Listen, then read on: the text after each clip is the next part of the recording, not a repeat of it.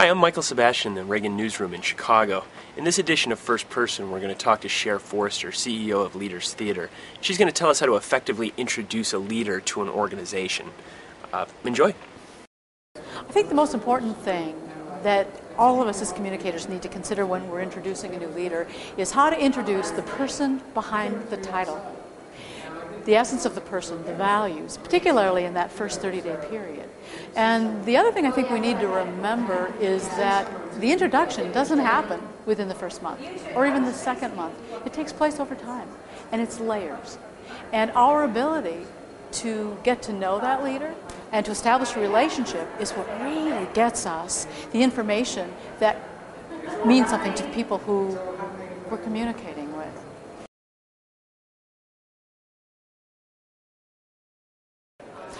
Why you're there, let's see, who you are and why you're there.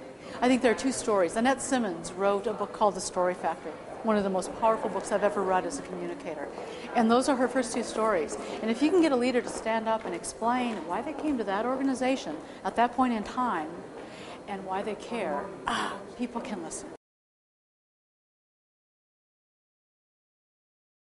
One of the most important things that a new leader can do is to show the human factor. It's what I call the person behind the title. And it's sharing who they are. And as communicators, one of the ways we can help that happen is by asking somewhat provocative questions. Things like I mentioned a few minutes ago, one question that I like is, what was your favorite present of all time?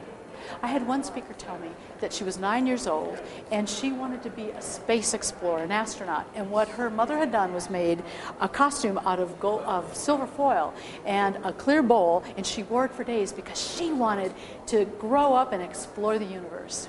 And what that told people when she told that story, he said, here's somebody that we can really relate to. She's going to take us into the next century. It's exactly what we need.